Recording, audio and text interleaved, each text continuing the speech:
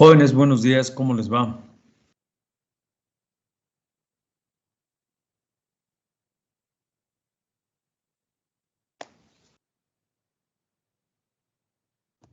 Buenos días, Hola, profe. Buenos días. Todo bien, gracias. Hola, profe, buenos días. Hola, hola a todas y todos, buenos días. Qué bueno que estamos bien. Espero que sigamos así todos. Y claro que también con su familia todo esté bien. Espero que sí. Son 18. Arrancamos ahorita a las 11:05.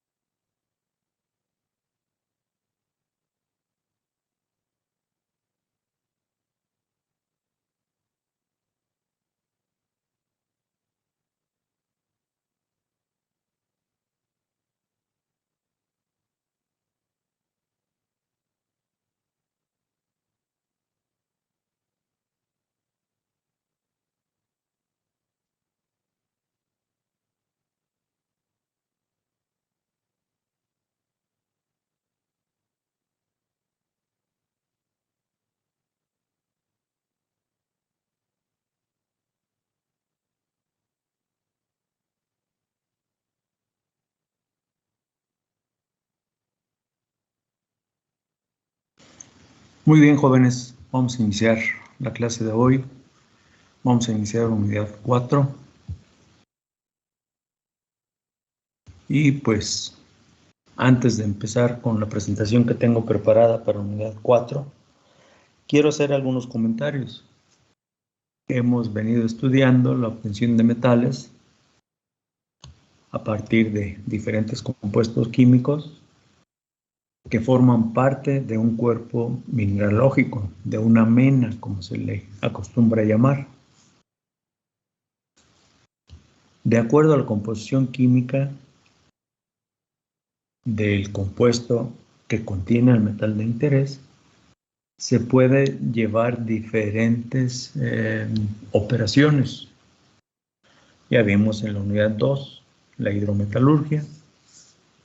En la unidad 3 ya vimos la obtención del metal a partir de la aplicación de alta temperatura, principalmente por medio de un horno en donde un combustible se encarga de elevar la temperatura hasta el rango de acuerdo al objetivo que se persigue.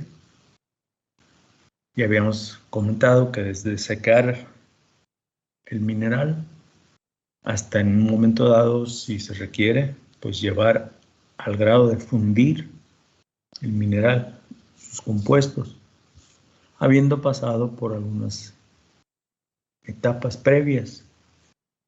¿Cuáles son las etapas previas? Pues que si tenemos el metal en forma de sulfuro, un compuesto químico, pues habrá que convertirlo en óxido para después químicamente reducirlo y obtener el metal libre de oxígeno y libre de azufre, por supuesto. La primera etapa es convertir el sulfuro en óxido. Ya una vez que se ha fundido, una vez que se ha reducido, se sigue elevando la temperatura hasta llegar a fundir. Pero como están asociados otros compuestos que forman parte de impurezas, pues es probable que tengamos dos líquidos diferentes a los que se ha llamado por una parte metal en estado líquido y por otra parte las impurezas se le ha llamado escoria. Pero resulta que así como se llevó a cabo la reducción de algunos de los óxidos o de los óxidos que en la forma en que está el metal de interés, podría decirles, pues si tenemos cobre y queremos obtener cobre, o si tenemos plomo y queremos obtener plomo, si tenemos zinc y queremos obtener zinc. Si están en forma de óxido, los ponemos en contacto con un agente reductor a una temperatura más o menos elevada para propiciar que se rompa el enlace químico entre el metal de interés con el oxígeno y que el oxígeno vaya y combine con el agente reductor. De esa manera se deja libre al metal de interés. Lo llevamos a fusión y está listo. Pero no puede ser tan selectiva la reducción de que solamente se reduzca el óxido del metal de interés. Pudiera ser el caso que también se reduzcan otro tipo de óxidos. ¿Y qué va a pasar? Pues si son óxidos de otro metal que no tiene tanto interés, van a quedar disueltos o va a quedar ese óxido o ese metal va a quedar disuelto en el metal de interés. Entonces se va a tener que llevar a cabo una refinación. Hay que buscar la manera de extraer ese metal que no me interesa y que está disuelto en el metal que sí me interesa. Entonces, eso es justamente lo que vamos a estudiar en la unidad 4. Las diferentes formas de separar las impurezas que están disueltas en el metal de interés. En el metal en estado líquido, principalmente. Y es lo que vamos a estudiar. Bien. Voy entonces a la presentación.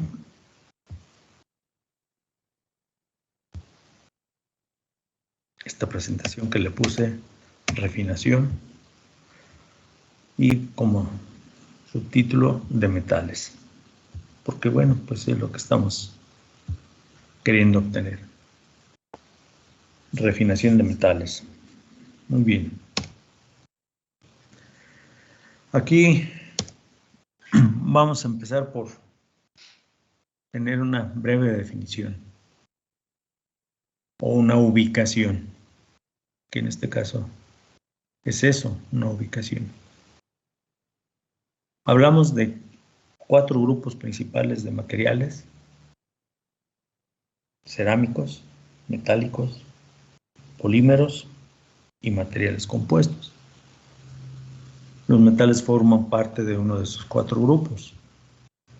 Y su aplicación de cualquier metal se basa principalmente en las propiedades de ese metal, una vez que se encuentra en estado sólido y libre de impurezas.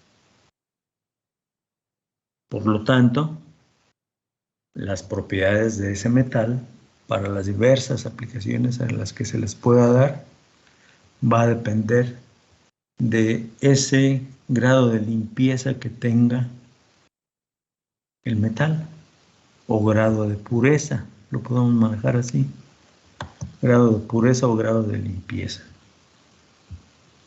¿Sí? Es decir, que esté libre de impurezas. Entonces, refinar significaría quitar hasta niveles muy bajos las impurezas que tiene el metal. Ya vimos que en el caso del cobre, para aplicaciones eléctricas se requiere 99.99% de cobre. ¿Cómo se consigue eso? Por medio de una refinación electrolítica o electrorefinación, iba a decir en un principio, por medio de una electrorefinación. Es decir, hay un ánodo de sacrificio con un determinado grado de pureza. Este ánodo de sacrificio se va a someter por electrólisis a disolución y en el cátodo se va a recibir el cobre más puro. Se recibe el cobre puro. Ok. Entonces, ese es un método de refinación. Cuando hablo aquí de propiedades, sí, las propiedades que estos tienen, bueno, podemos definir algunas como estas: mecánicas, dureza, ductilidad, tenacidad, fragilidad y algunas otras: resistencia a la tensión, resistencia a la compresión, resistencia al impacto, resistencia al desgaste por fricción. En fin, son diversas las propiedades. De las físicas, pues de alguna manera natural, algunos metales tienen algunas, otros metales tienen otras. Por ejemplo, el cobre, que hablaba hace ratito, tiene alta conductividad eléctrica y térmica. El aluminio, lo mismo. ¿Cuál es la diferencia entre cobre y aluminio? Pues que el aluminio es menos pesado que el cobre. Y si el aluminio tiene muy buena conductividad eléctrica, por esa razón se utiliza en las líneas de transmisión para llevar la energía eléctrica desde donde se genera hasta una subestación, pasando por cerros, por un terreno topográfico difícil. Entonces se utiliza cables de aluminio porque son más ligeros que los cables de cobre. La fuerza electromotriz, termoelectromotriz, es otra. Magnetismo residual, no todos los metales son magnéticos, hay algunos que son amagnéticos y hay algunos a los que se les llama paramagnéticos, es decir, no tienen magnetismo por sí mismos, pero pueden responder a las líneas de fuerza de un campo magnético. Y el magnetismo residual, pues es lo que queda después de que está cierto tiempo expuesto ese metal a las líneas de fuerza de magnetismo. Parece que llegara a imantarse, pero poco a poco va perdiendo fuerza ese magnetismo. A eso se le llama magnetismo residual. Otra de las propiedades físicas es la posibilidad de emisión de iones y la otra, absorción de neutrones. En fin, podríamos aquí tal vez buscar más. Son solamente algunos ejemplos. Y dentro de las propiedades químicas, resistencia a la corrosión o nivel de oxidación, que están ligados, ¿sí? Bien, Entonces, para poder ubicarnos en por qué tenemos que refinar un metal, pues estamos hablando de las características químicas, físicas, mecánicas de ese metal una vez que se encuentre en estado sólido.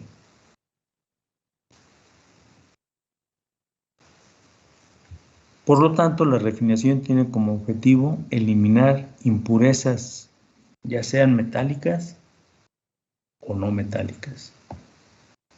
Eliminar gases.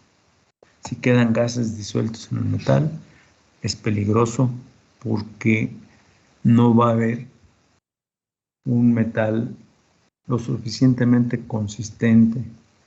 Va a quedar con porosidades cuando solidifique. Y esas porosidades pues no dan unas propiedades continuas en la superficie, en la parte media o en el interior o hasta el fondo del espesor de una pieza que se haga con ese metal. Entonces, bueno, se tiene que someter a refinación para eliminar gases. O si hay algunas impurezas valiosas, oro, plata, platino pudiera ser también, o algún otro metal valioso, pues conviene someter a refinación para recuperar esas impurezas que son valiosas. Habrá algunas otras impurezas que no tengan tanto valor desde el punto de vista comercial, pues entonces no se recuperan, se dejan formando parte de algún subproducto como polvo o escoria. Así es que ese es el objetivo principal de la refinación. Con esto que he platicado en esta diapositiva, podríamos entonces decir que la refinación es la obtención de metal, un metal en su mayor grado de pureza, libre de otros metales o libre de otros elementos químicos que no, aunque no sean metálicos, pero que pueden estar presentes formando parte del metal, o libre de gases también. ¿Sí?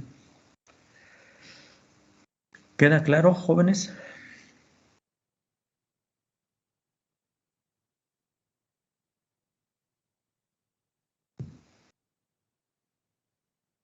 Parece que sí. Digamos,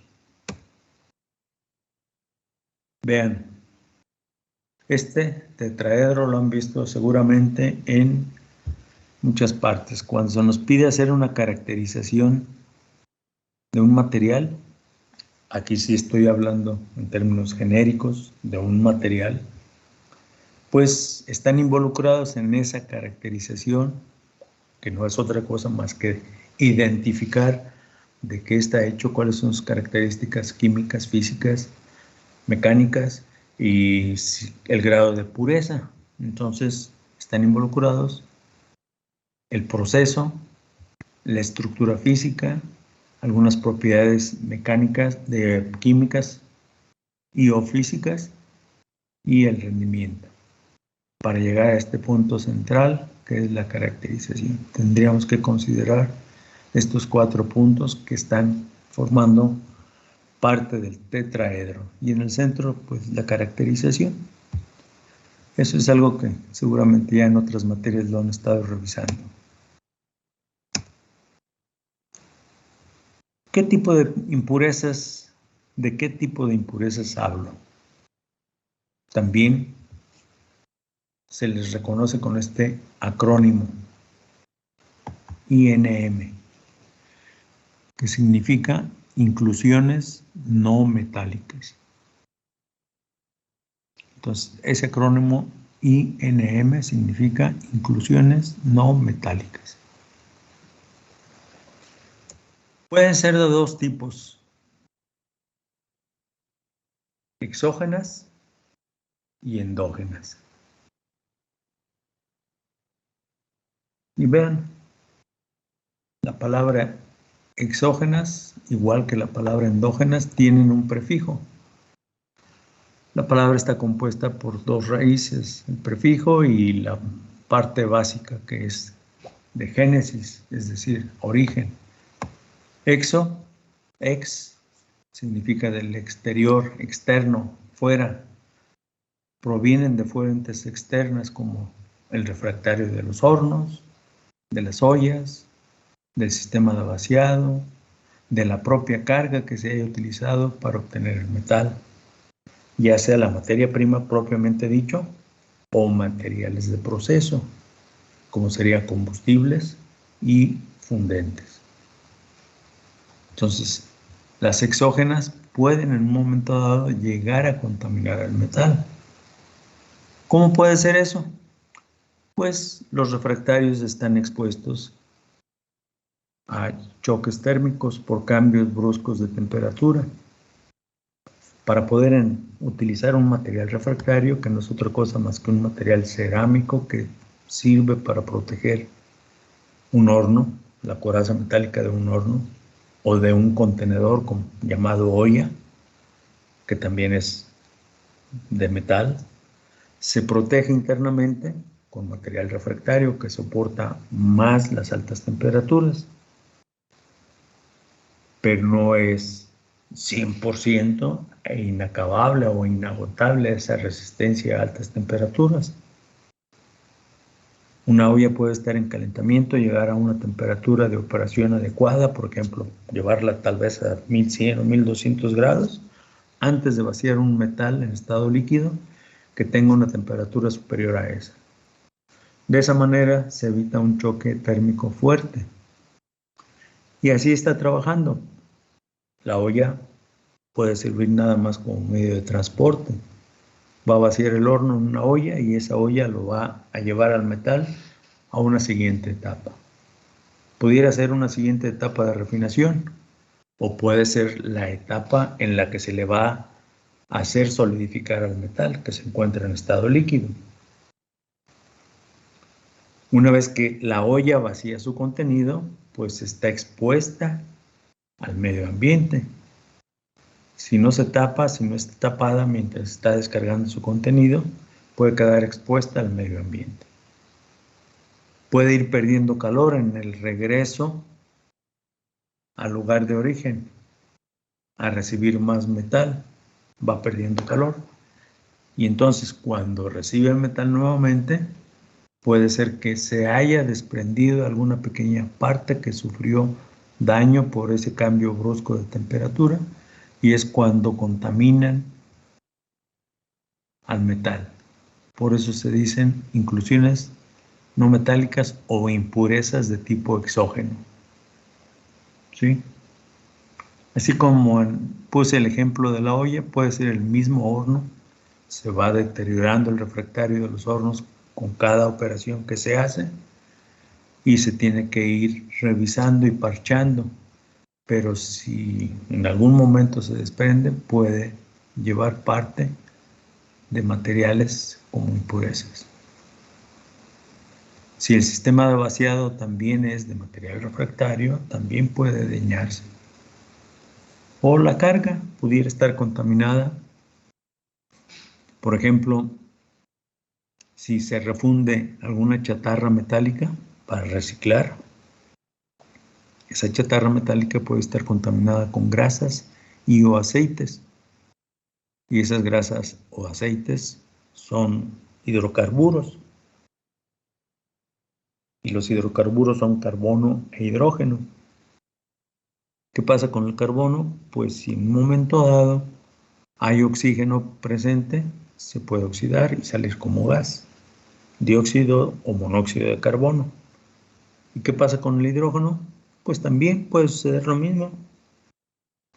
Se encuentra con oxígeno, se oxida y forma vapor de agua. Pero aquello que no se oxide puede quedar disuelto. Y entonces, a partir de grasas y o aceites de la carga, puede haber gas disuelto en el metal. Aquí estábamos hablando de gases. Entonces acabo de comentar una fuente de aportación de ese gas, de ese hidrógeno, que puede quedar disuelto ahí. ¿Y qué hay con las impurezas o inclusiones no metálicas de tipo endógenas? pues son las que se originan dentro de alguna de las etapas propias del proceso. O sea, tenemos un proceso de reducción química. Bueno, es muy común utilizar a veces mezcla de gases, monóxido de carbono con hidrógeno gaseoso, que actúan como agentes reductores. Si se me pasa la cantidad de gas reductor que estoy poniendo en contacto con mi metal, puede ser, y llego al estado de fusión, puede ser que quede alguno de esos dos gases disueltos. Y entonces es una inclusión de tipo endógena.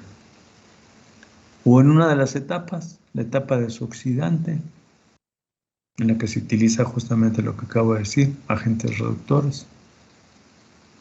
Y estos pueden ser expulsados porque la solubilidad del gas cambia con la temperatura. Cuando vaya solidificando el metal van a ir siendo expulsados. Sin embargo, puede ser que gane la velocidad de solidificación a la velocidad de salida del gas. Y entonces quedan en forma de burbujas en el metal sólido. Y ese es uno de los problemas. Entonces tenemos dos tipos principales de impurezas. Exógenas, que son ajenas al proceso, y endógenas, se originan durante alguna de las etapas del proceso de obtención del metal. Puede ser fusión o refinación. ¿Sí? ¿Me explico?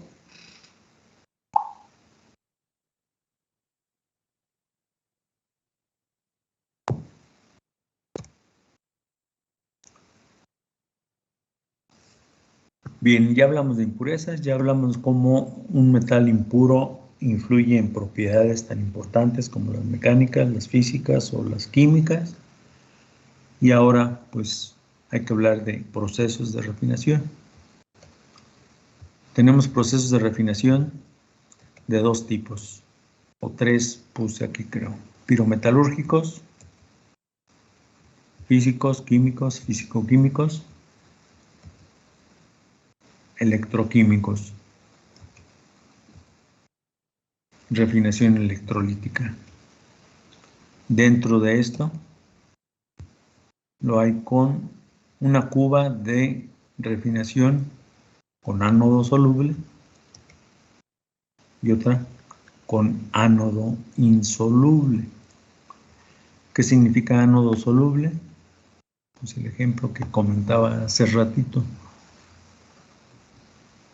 El cobre se puede obtener con 90 y tantos grados de pureza, 92, 93 de pirometalurgia. Se genera un ánodo que luego se va a llevar a refinación electrolítica.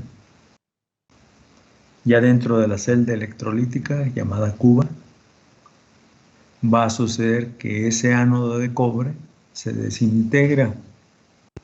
Va a tener la reacción que tiene el ánodo durante la electrólisis. ¿Sí?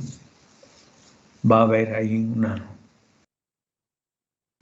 oxidación y luego el cobre en forma metálica se va a obtener en el cátodo.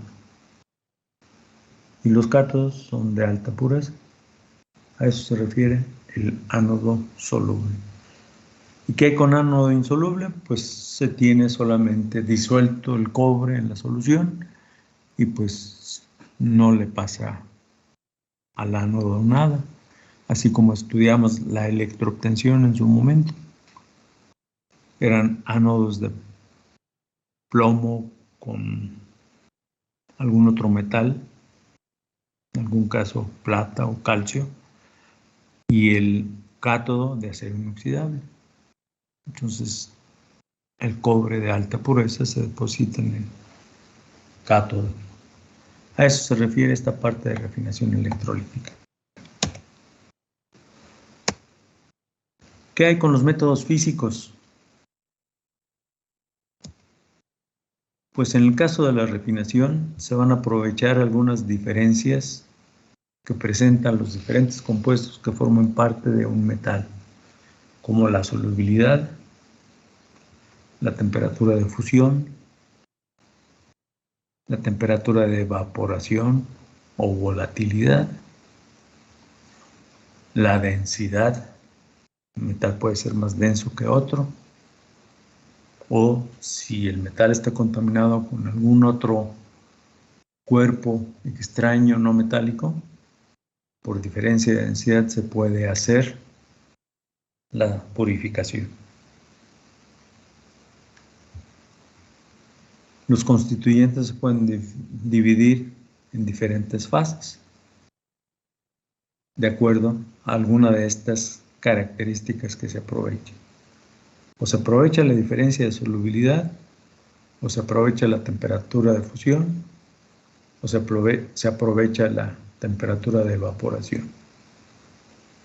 O, en el caso de la diferencia de densidad, pues pudiera hacerse precipitar el metal de interés y retener en algún medio filtrante o hacer flotar a las impurezas y de esa manera extraerlas. Hay algunos métodos, por ejemplo, este método de segregación, en donde puede haber cristalización por zonas. Se puede aprovechar la diferencia en temperatura de evaporación y entonces se hace una destilación. Y la otra que comenté hace ratito, refinación por zonas. Específicamente hablando, por ahí creo que tengo un video, mañana se los voy a mostrar, para la refinación para la obtención de silicio. Se da refinación por zonas.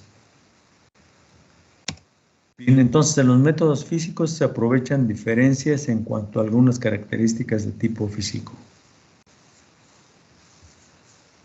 En el caso de la cristalización se va a aprovechar la diferencia en temperatura de fusión. Esto, ustedes ya estudiaron creo que ya estudiaron esta parte en materia de diagramas de equilibrio. Tenemos un metal A, un metal B, tienen una solubilidad limitada, uno de ellos tiene una temperatura de fusión menor que el otro, y entonces la cristalización propicia la refinación. ¿Sí? Se aplica para la mayoría de las aleaciones, pero con excepción de las mezclas eutécticas. Si hay una reacción eutéctica, entonces ya no va a aplicar. Y justamente esos conocimientos que ya tienen de diagramas de equilibrio, pues los lleva a ese punto de reacción eutéctica. Como sabemos, pues un líquido se transforma en dos sólidos diferentes. Esa es la reacción eutéctica. Muy bien, el otro punto, hace ratito lo comentaba, el asentamiento. Se da una separación gravimétrica. Así como podríamos hablar, por ejemplo, de tanques de clarificación de agua. Algunos lodos llevan partículas en suspensión, se meten a grandes tanques en donde se propicia que se sedimenten esas partículas sólidas, se van al fondo del tanque y el agua se clarifica y sale por la parte superior por medio de decantación. También aquí, en el caso de refinación de metales, se puede aprovechar esta separación gravimétrica. Y el otro punto, pues la filtración. Aquí se tiene la separación de diferentes fases. Un sólido de un líquido. ¿Cuál podría ser? Pues ahorita estoy pensando un ejemplo muy simple. Si durante la etapa de refinación de cobre llegamos a tener por alguna razón aluminio, en una etapa de desoxidación para recuperar cobre oxidado, se pone en contacto con aluminio, puede haber una reacción química entre el oxígeno que está ligado con el cobre, se une con el aluminio y forma alúmina. La alúmina tiene una temperatura de fusión muy alta, por lo tanto va a ser una impureza sólida. Se puede llevar a cabo una filtración utilizando un filtro cerámico que soporte la temperatura del cobre líquido. La temperatura del cobre líquido, recordemos que anda como en 1000, aquí vamos a buscarlo, son 1083 grados, así es que si se trabaja, por ejemplo, a 1130 grados, bueno, un material cerámico pudiera ayudarnos a separar esas impurezas sólidas de alúmina. Y entonces ya estamos refinando el cobre. ¿Me explico? Algunas aplicaciones de la segregación. Aquí decía métodos de segregación, cristalización, destilación, refinación por zonas. Por ejemplo, eliminación de silicio en las selecciones silicio-aluminio. Eliminación de cobre en el caso de la obtención de plomo. Eliminación de fierro si se está obteniendo estaño. Y la segregación del zinc. Es un método de refinación. Una primera etapa de la refinación del zinc por segregación.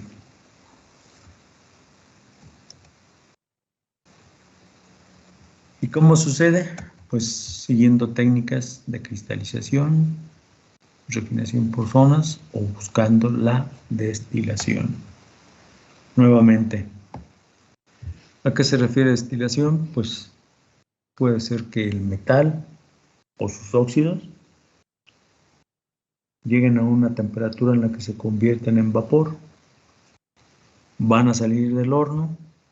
Si se captan esos vapores o esos gases, se llevan a un tanque de condensación y ahí pueden en un momento dado recuperarse los óxidos ya en forma condensada, líquido o sólido, y someterlos a reducción.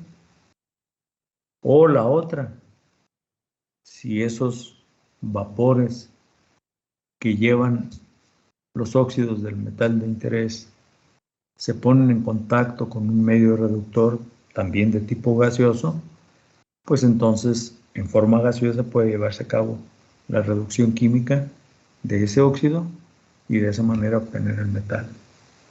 A eso se refiere este punto de destilación.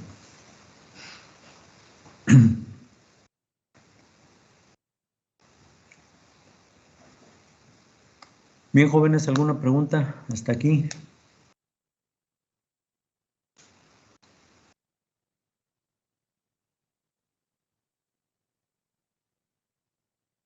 Creo que no, profe. Parece que no.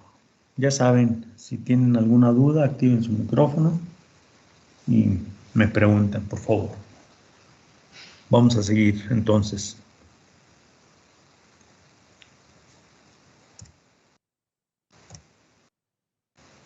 Dentro de los procesos químicos es muy común caer en una paradoja. ¿Qué es una paradoja? Pues una situación que aparentemente se está llevando a cabo por etapas. Una de las primeras etapas hace una operación determinada y luego en la siguiente etapa o en la etapa final se hace la operación contraria a la primera. Y es paradójico. Yo he comentado en algunas ocasiones, creo que ya lo llegué a hacer con ustedes, acerca de paradojas metalúrgicas. La primera de las paradojas es que trabajando con minerales de la mina se obtienen materiales de diferentes tamaños para poder concentrar, que no es otra cosa más que también de una manera, digamos, un poquito más burda, podríamos decirlo así, o un poco todavía como una primera etapa inicial, lo que se hace en la concentración es separar parte de las impurezas. Para eso necesitamos triturar y a veces, y lo más seguro es que casi siempre, o en un porcentaje muy elevado de las ocasiones, moler el mineral para después, aprovechando ciertas propiedades físicas del mineral, de los compuestos del mineral, lograr separarlos. Si el mineral en cuestión tiene propiedades magnéticas, pues entonces se hace una concentración magnética. Si tiene propiedades superficiales, si se puede humectar algunas partículas y las otras no se humectan tan fácilmente, se hace por flotación, ¿sí? O por filtración. Entonces, bueno, tenemos diferentes formas de hacer la concentración, pero después el concentrado se tiene que aglomerar. ¿Por qué? Pues para transportarlo de una manera más sencilla y para poder utilizarlo en las siguientes etapas de procesamiento. Entonces ahí está la paradoja. Tuvimos que triturar y moler hasta el estado de polvo. Separamos parcialmente las impurezas. Dejamos el concentrado y ahora resulta que tengo que hacer partículas más grandes. No los puedo manejar en polvo. Es paradójico. Bueno, también aquí la refinación química es una paradoja. ¿Por qué? Para obtener el metal, a partir de óxidos, tuvimos que hacer una operación llamada reducción química. Pero hace ratito decía, son tan eficientes a veces las operaciones de reducción química que no solamente se reducen los óxidos del metal de interés, sino que también se pueden reducir otro tipo de óxidos que estén presentes formando parte de la carga. Y entonces el metal queda contaminado. Y ahora para extraer esas impurezas voy a realizar una operación de oxidación. Ahí está la paradoja, ahí está la contradicción. Ahora voy a oxidar. Para oxidar las impurezas disueltas y en forma de óxidos son insolubles en el metal, se van a la escoria y de esa manera se extraen. Pero, oh, decepción, en esta etapa de oxidación, lo que ya tenía desoxidado, ya tenía mi metal libre, lo voy a oxidar nuevamente. Entonces, después de que separe impurezas por oxidación, me va a tocar entrar a una etapa desoxidante para recuperar parte del metal de interés que oxidé por necesidad. Y es paradójico, ¿sí o no? Parece que estamos jugando. Dirían, bueno, ¿a qué jugamos? Primero oxidas, luego desoxidas. Primero reduces del mineral, obtienes el metal, ya está libre de óxido, pero no al 100%. Ahora lo voy a someter a oxidación nuevamente para eliminar impurezas. Pero alcanzo a oxidar algo del metal, entonces quiero recuperarlo. Bueno, pues entonces entro a una etapa de desoxidación. Y esa es la paradoja. ¿Qué se aprovecha para llevar a cabo esa refinación? La diferencia de la afinidad química que hay entre el metal de interés o metal base y las impurezas. ¿Y qué es la desoxidación? La disminución del oxígeno que pueda quedar disuelto en el metal previamente a la solidificación. Eso es la desoxidación. Recuperar por una parte el metal oxidado y por otra parte bajar el contenido de oxígeno que pueda quedar disuelto cuando solidifique el metal.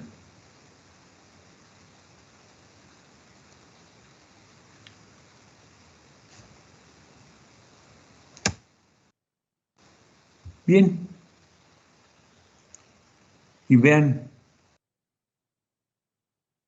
el metal que se está refinando por estar en cantidad muy alta comparativamente con las impurezas va a ser el primero que se oxida.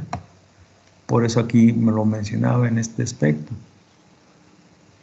Sus óxidos van a servir de un medio de aportación de oxígeno para que las impurezas se oxiden. Entonces aquí está el metal de interés.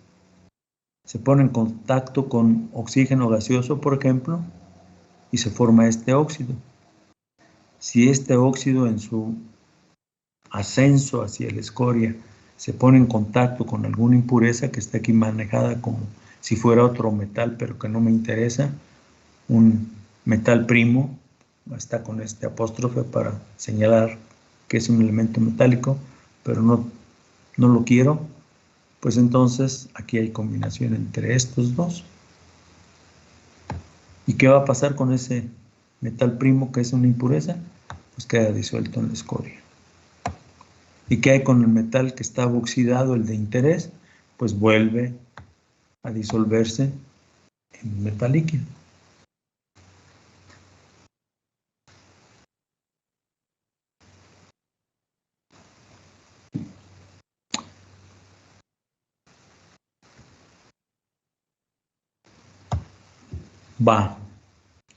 Vamos a suponer que tenemos cobre metálico, pero también hay algo de partículas de fierro en ese cobre metálico. No se quiere el fierro. Entonces, ¿qué va a pasar? Bueno, de acuerdo a lo que acabo de explicar ahí, este cobre va a entrar en contacto con el oxígeno y ¿qué va a suceder? Pues se va a oxidar. Se va a oxidar de esta manera. Aquí le pongo un medio para poner un oxígeno que tengo allá. Y acá le pongo un 2. Este 2 está muy feo. Y así. Bueno. Pero este queda disuelto en metal. Y hace ratito dije, también está fierro presente en el metal. Entonces, recuerden utilizar alguna simbología como estos corchetes, significa que está disuelto en el metal en estado líquido.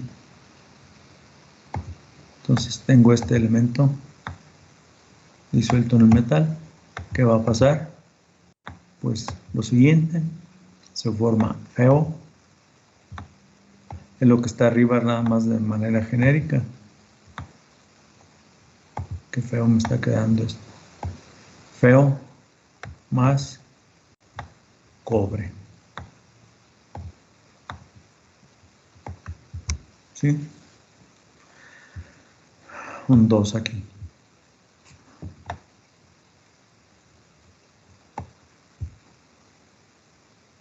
Y ya está.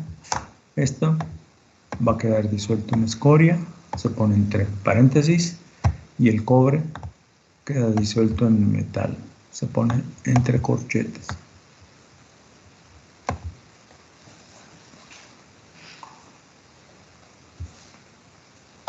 Es esta misma reacción, pero que está en forma general.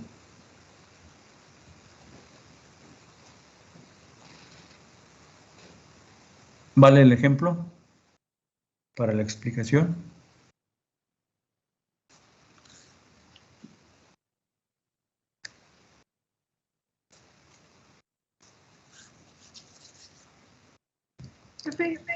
Lo que está enseguida en los últimos dos términos, ¿qué escribí ahí? Aquí, feo, nomás que me quedó feo lo que escribí, Okay. F mayúscula E y oxígeno, ¿sí? Óxido ferroso. Okay. Y acá, Gracias. los dos cobres que tengo aquí, ¿sí? Y entonces la reacción está balanceada. Este esquema de reacción ya es un ejemplo de lo que acá está explicado de manera general. ¿Sí? Recuerden, cuando escribimos una reacción debemos de tomar en cuenta las valencias con las que trabajan los elementos químicos. En este caso, el oxígeno trabaja con valencia de -2 siempre. Por eso puse acá un medio. Al estar en contacto este oxígeno gaseoso con el cobre, con la intención de eliminar el fierro, que es una impureza, puede oxidarse primero el cobre. Pudiera.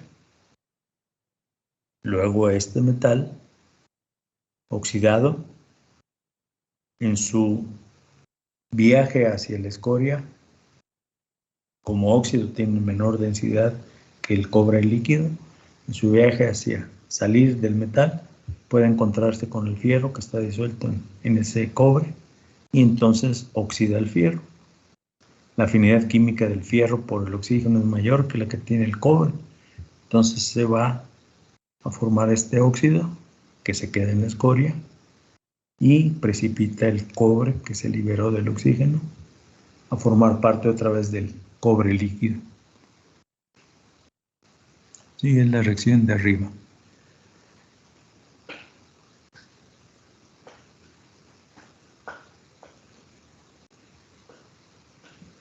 Bien, si no hay preguntas, durante la fusión y posterior refinación del metal fundido pueden estar sucediendo algunas reacciones de este tipo.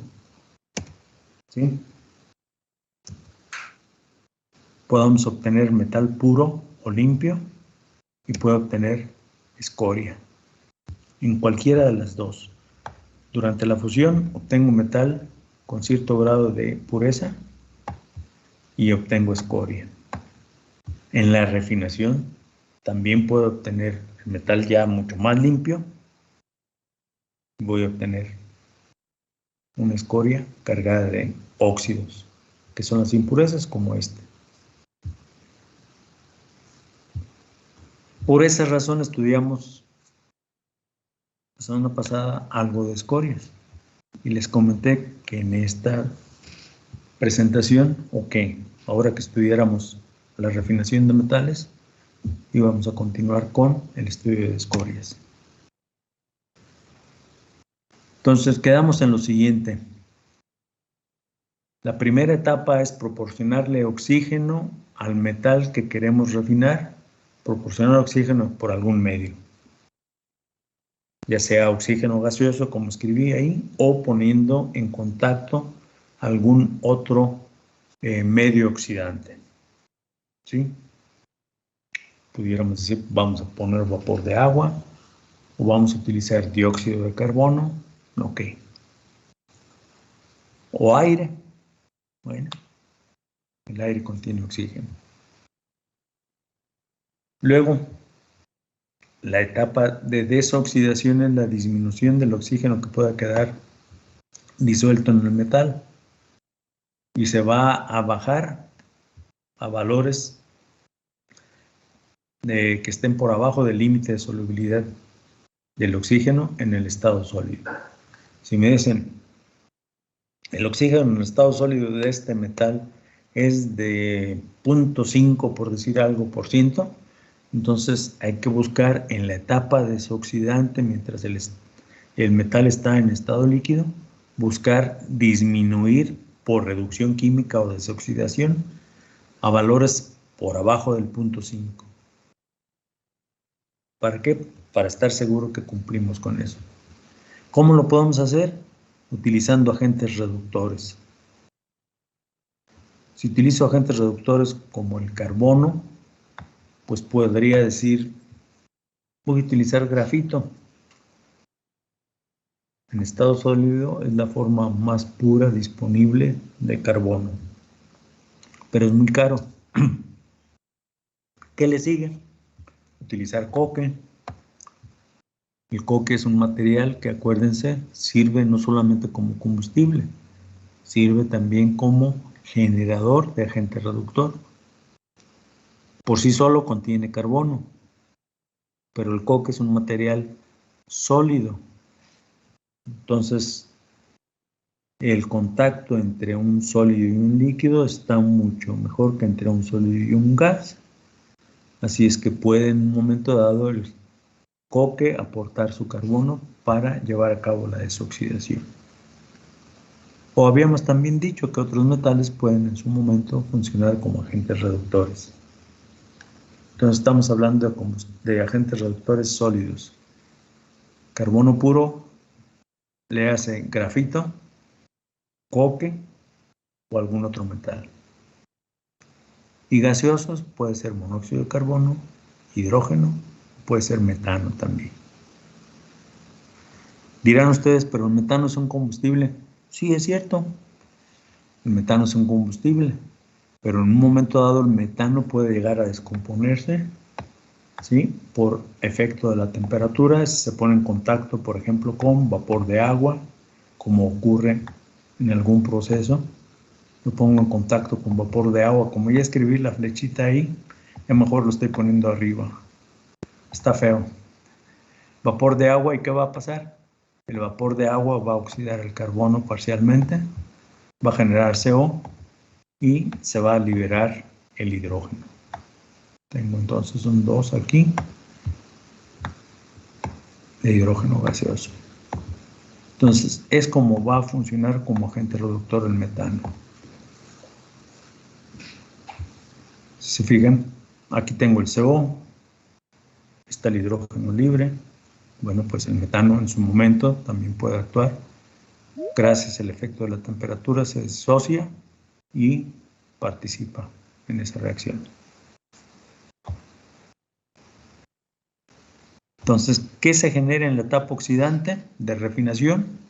Pues esto, un óxido del metal que puede quedar disuelto en escoria o disuelto en el propio metal. Noten justamente esto. Aquí está la representación.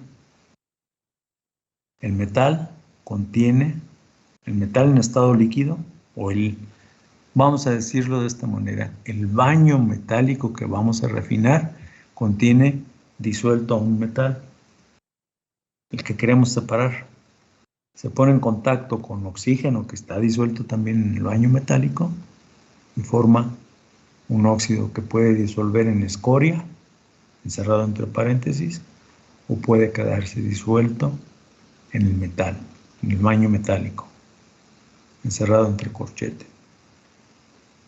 ¿Y qué hay de la etapa desoxidante o reductora? Pues ya sea que tengamos este oxígeno disuelto en el baño metálico o que tengamos al óxido disuelto en el baño metálico, ponemos un agente reductor a disolver en el baño metálico y lo que se va a generar es esto. Si es carbono, el agente reductor va a generar un gas. Si es un gas, sigue generando gas. Por ejemplo, si es CO, le quita el oxígeno a este metal y se convierte en CO2. Si es hidrógeno, le quita el oxígeno al metal y se convierte en vapor de agua. Si es metano, pues va a generar este gas y va a generar este gas. Este gas se va a convertir en CO2 y este se va a convertir en vapor de agua. Por eso aquí está encerrado en llaves. El agente reductor oxidado es un gas. Esto significa encerrarlo en llaves. Y es la simbología que se utiliza mucho en la refinación de metales en estado líquido. Muy bien, jóvenes, ya es hora. Por hoy aquí le dejo. Si hay alguna duda, anótenla, mañana me la preguntan y seguimos platicando de esto. ¿Vale? Vale, profe, gracias. Ok, hasta mañana, que estén bien. Igualmente, gracias.